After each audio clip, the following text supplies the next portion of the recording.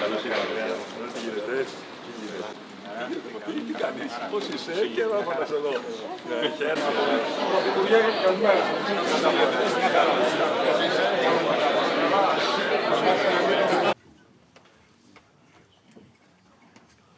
The sponsorship of Alpha Bank, Eurobank, National Bank of Greece, and Piraeus Bank. Last year, Greece had done phenomenally well. That's continued. I think if you look at the statistics, in last year, The Economist named Greece Country of the Year. I quote, praising the country for taking tough economic reforms. If you go back to 2019 to middle of this year, the real GDP of Greece has grown by 8.5%. That's over twice the European average, and multiples more than very large countries that have seen very little growth like Germany.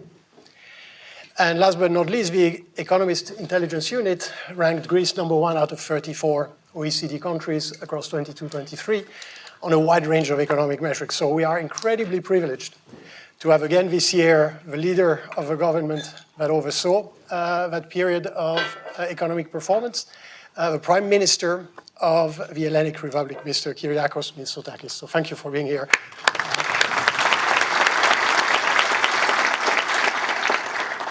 I guess I'll start with a very high-level question on your vision for Greece.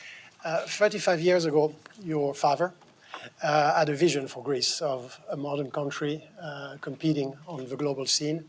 I think that view and that vision was ahead of its time. I think if you fast forward to today and all the things you've achieved, what do you think has worked really well to this date? What could work better? But more importantly, what is your vision for the next 35 years? Well, first of all, thank you.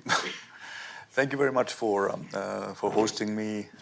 This conference has become sort of an institution, and it seems to bring good luck to me and to the Greek economy. So, I'll keep coming as long as we do well, and I do anticipate that this trend that you described is going to continue. The question you ask is interesting, and let me start by offering an interesting, piece of statistics. And I do like to compare Greece to similar European countries of similar size. If you compare Greece to Ireland or Portugal, two countries of similar size that joined the European Union around the same time, it is very, very clear to me that in spite of the progress that we have made, we're a clear laggard. Ireland has done spectacularly well. Portugal has done much better than us. And in order to try to explain why this happened, I think we need to also look at the politics of Greece, the inability to forge the necessary consensus to take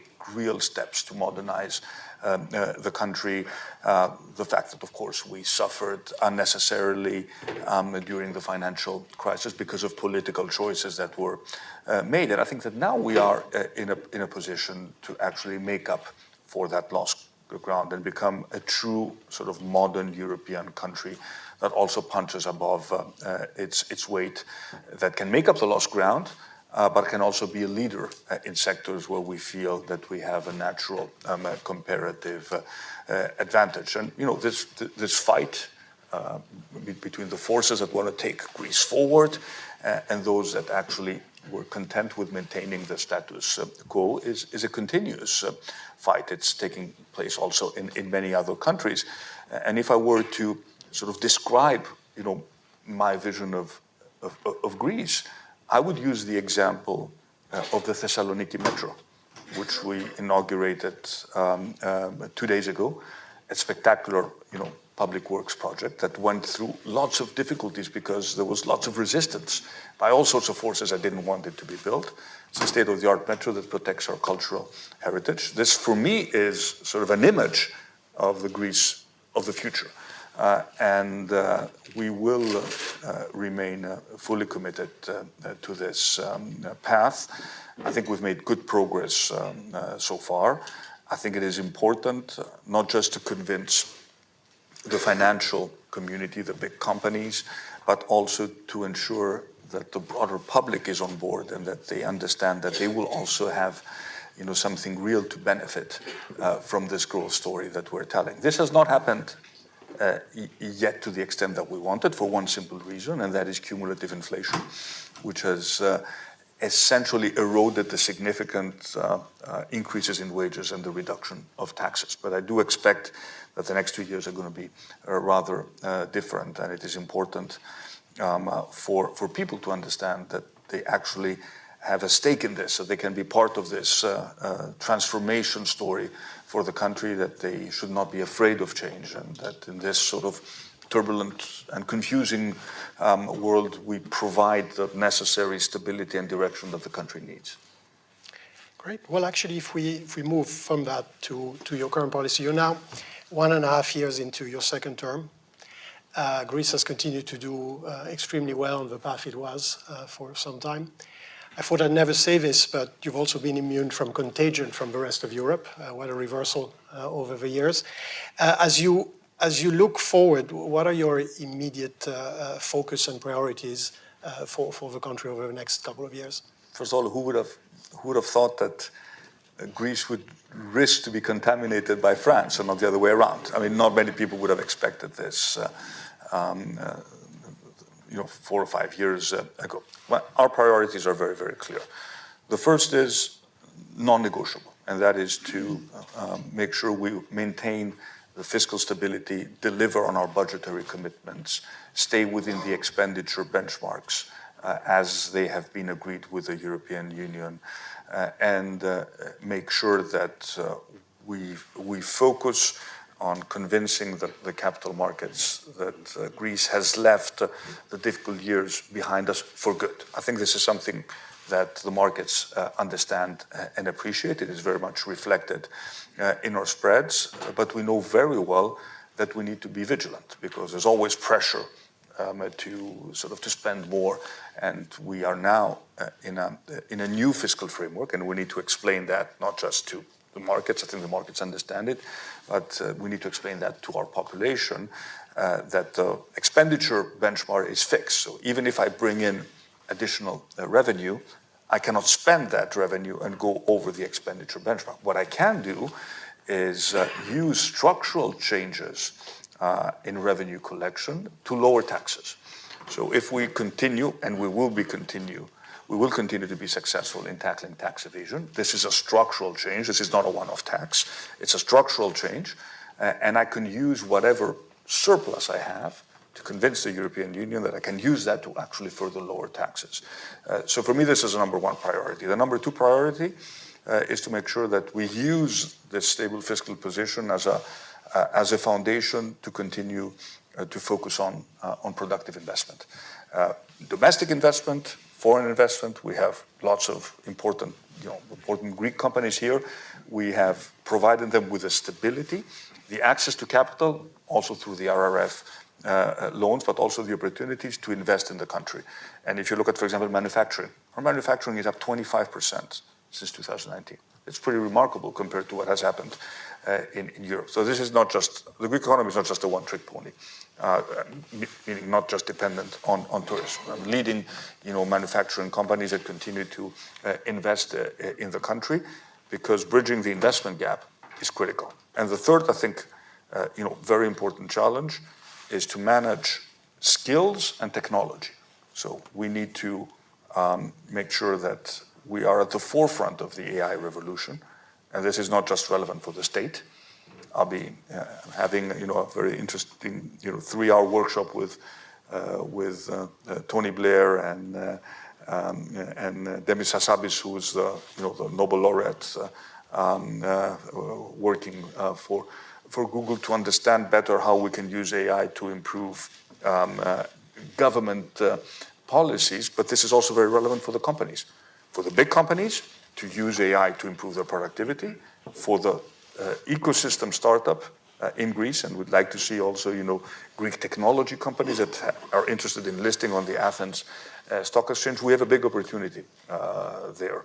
And of course, in terms of skills, making sure that we have the labor force, proper labor force, to offer companies that want to grow the talent to do so. There was an incredible event taking place in Amsterdam. Our Minister of Labor was there a couple of days ago, part of our Brain Regain initiative, where we had 1,000 Greeks in the broader region of the Benelux coming. Greek companies there recruiting. For Greek companies, this is a tremendous talent pool, convincing Greeks to come back. And of course, lots of other priorities. Healthcare is probably on the social side my number one priority, and I think we're leaders now in looking at health, not just through the perspective of treating sickness, but through prevention. Our prevention policies now in Greece, in terms of preliminary screening, are really cutting edge. Not many European countries do what we are doing on that front, and we're very proud of that. Thank you. You mentioned AI, and we will come back to AI in a short while. One of the other big themes that inevitably is always on people's mind is green transition. This year we've witnessed extreme climate events that I think in the popular mind has brought back that issue to the fore. Whereas most of the developed world is lagging in delivering on the promises, I think Greece is a positive example of being on track on delivering on the NECP commitments. What are your thoughts around that theme, what Greece has done, and in particular what Greece can do in leading the debate and shape the debate in Europe and more globally? Well, first of all, Greece is the European leader in reducing emissions. From 2005, we reduced our emissions by 45%.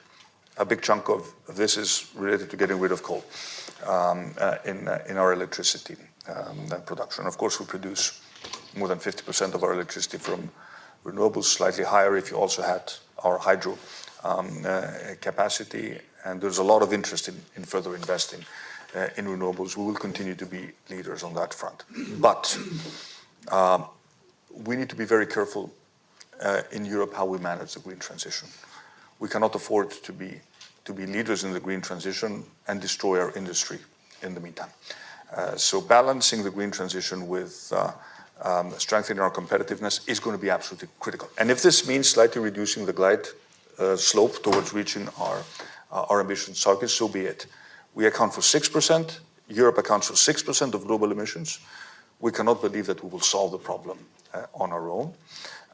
We need to look at what industry is telling us and ensure that industry remains competitive, especially in those hard-to-abate sectors where it is difficult to imagine that there are magical solutions that will allow them to decarbonize very, very quickly. And this debate is taking place in Europe.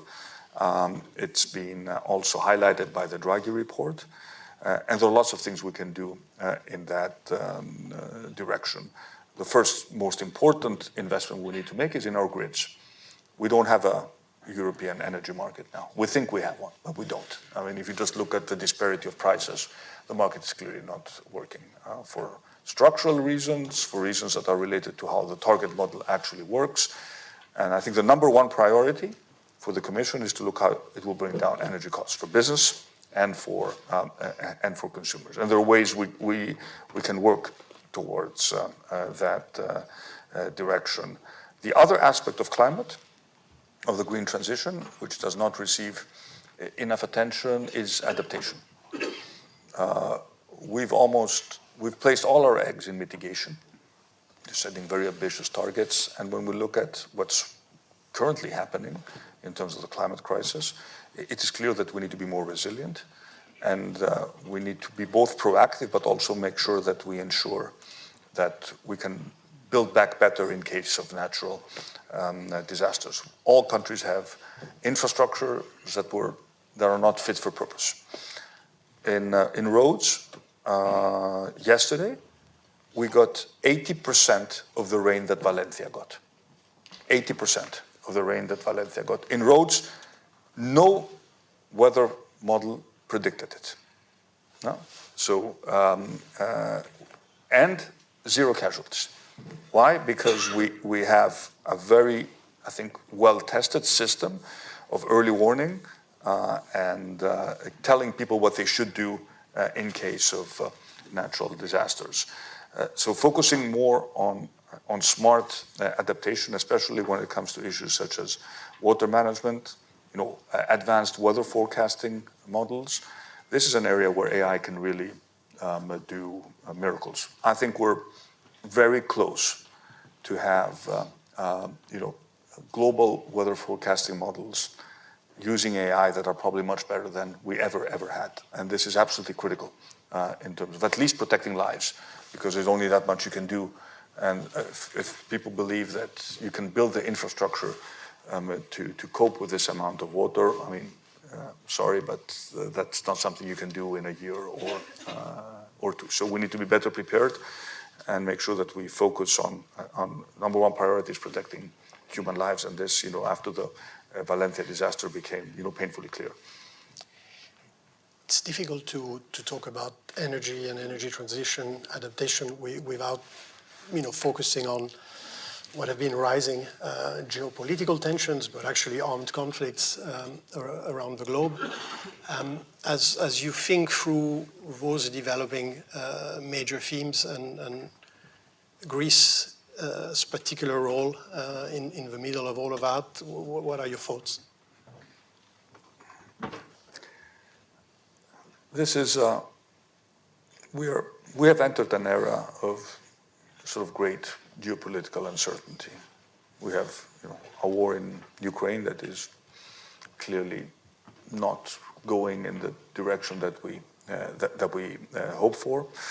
We have, a crisis in the Middle East where 3 days ago we were, more optimistic, after the ceasefire, and now we have a new crisis in Syria, and we need to see how this will unfold.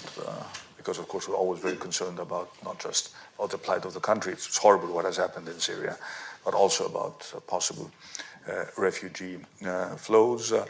And Greece is a country that can act as a pillar of stability in a relatively turbulent part of the world. And of course, this gives us political and geopolitical leverage. We have a strong bilateral partnership with the US. I expect that not just to be maintained, but to be strengthened with the new Trump administration. I had a chance to speak to President Trump. I worked with him. We know his foreign policy team very well. And I think there's a recognition that we have a role to play in the region. And of course, this is also, opening up, possibly new economic opportunities.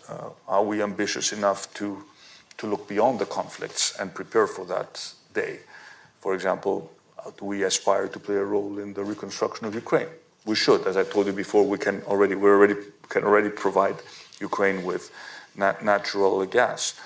When you look at the new sort of trade flows, the connection to India, IMEC corridor, I do expect, and I may sound, that at some point we can see a potential for a grand deal to resolve the Middle East crisis, in spite of everything that has happened.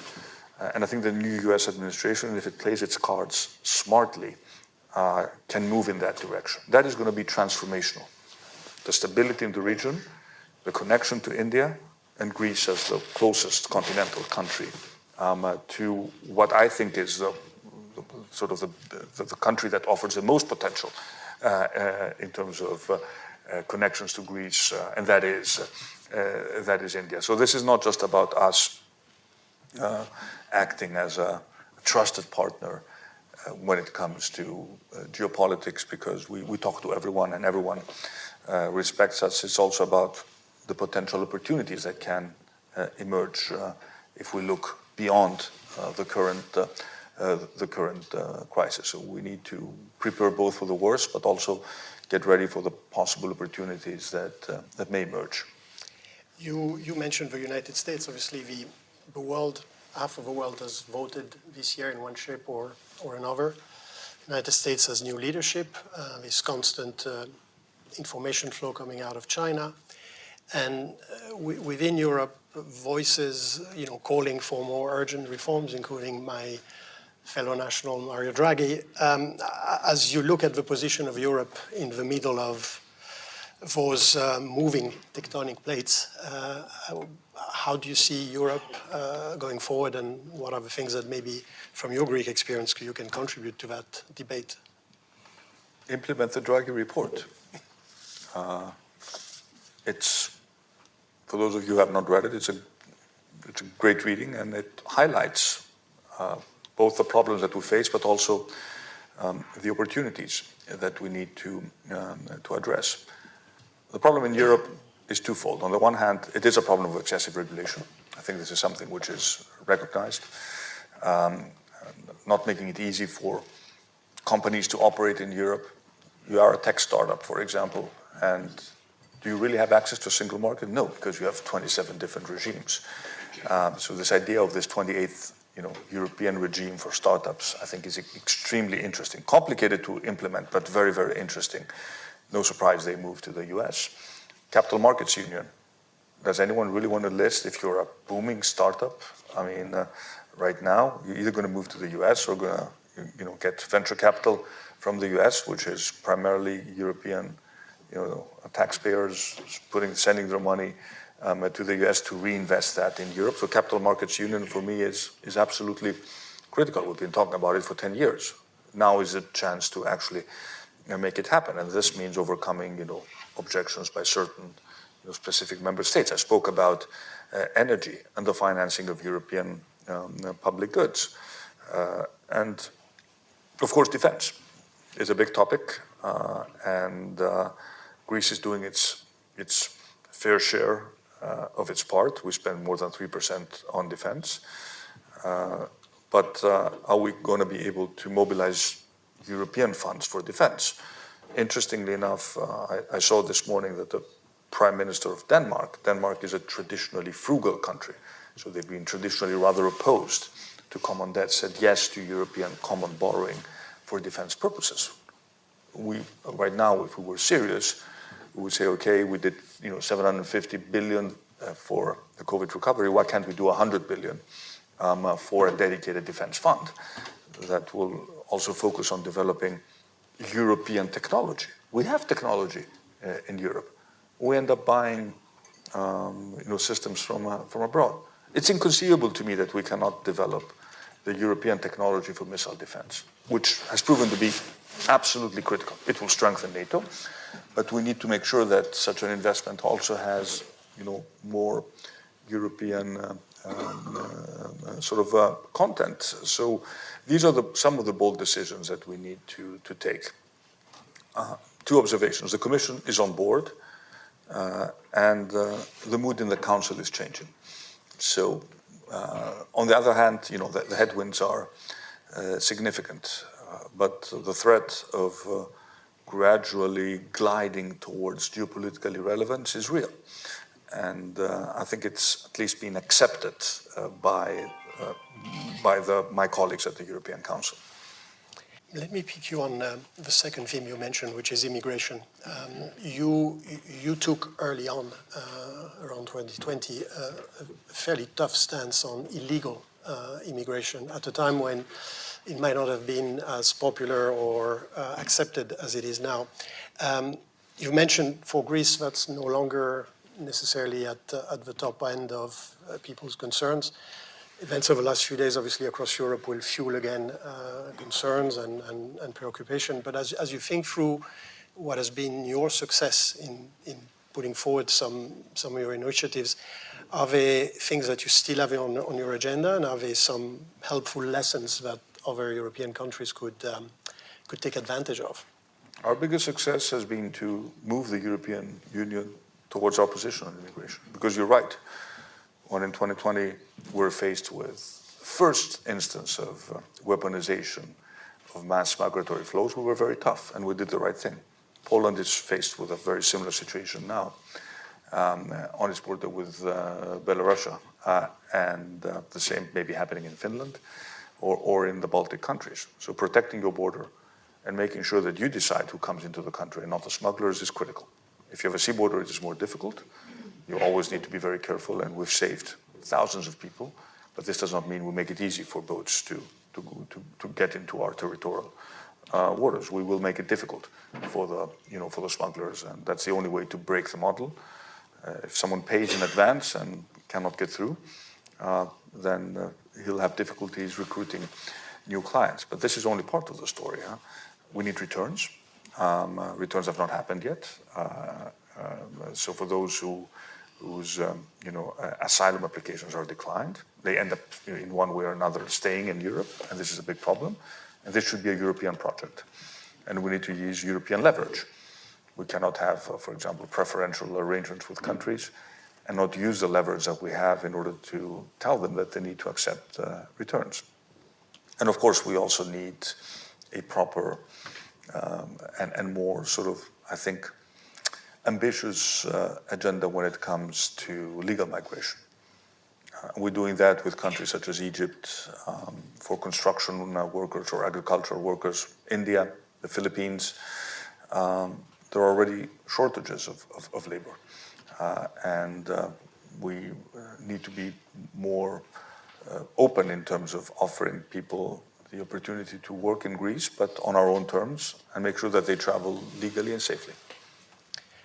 This is an investing audience, so I would be remiss if I don't ask you about technology and AI, and how you see Europe and Greece's position within that, the overwhelming view, which you hinted at earlier, being that Europe is certainly lagging behind the United States and China.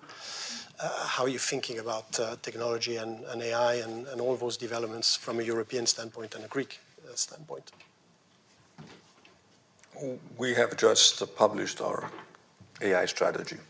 For those interested, it's a document worthwhile reading because it has been put together by an excellent team of AI experts from abroad, and is really very thoughtful and very realistic in terms of what we can do.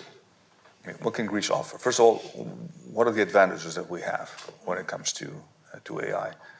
We have a large number of AI scientists abroad who do cutting-edge work when it comes to AI, who would like in some way, shape, or form get involved with what's happening in Greece. We have a booming ecosystem of startups in Greece focused on AI.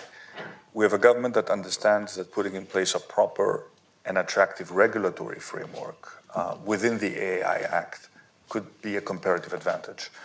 We have centrally managed data because we have a Ministry of Digital Transformation which oversees our data policy, and data is critical when it comes to AI. So healthcare data or climate data, these are data sets which, if properly curated, can actually be of great use. We are bidding to be one of the 7 AI factories.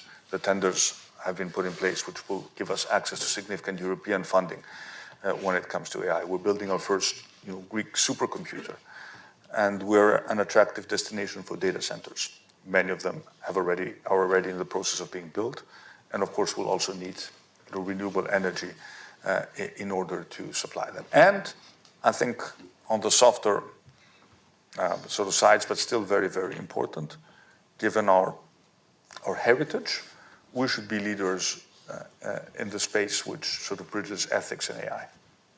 So we have that additional advantage that we can be the central focal point for these discussions, which are incredibly interesting, not just thought-provoking intellectually, but at some point would also lead to regulation in terms of protecting us from the negative aspects of AI. So I think this is a pretty good sort of set of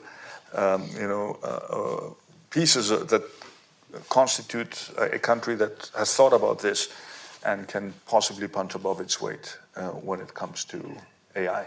And of course, we have many companies, I need to point that out, large companies,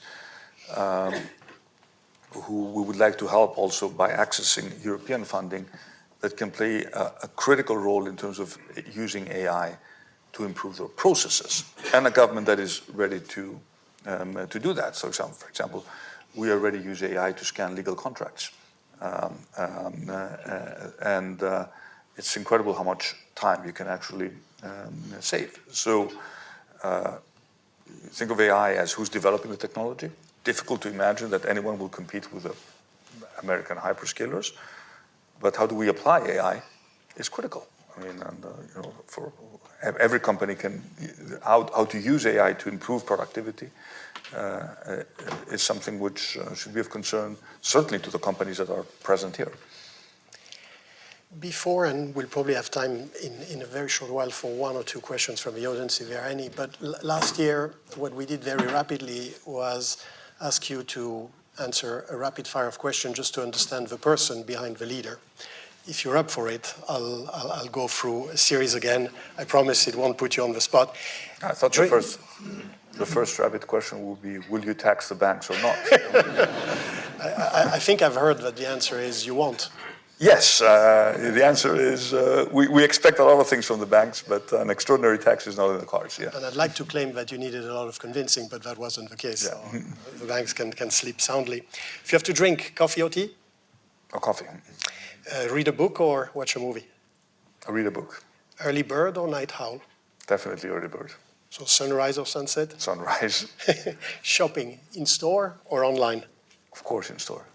Music, classical or rock? The second? Phone call or email WhatsApp? Well, WhatsApp combines the best of both worlds. And the final one, which is probably the toughest, basketball or cycling? Well, for the moment, none. But hopefully both once fight back is better. Yeah. Thank you. Yeah.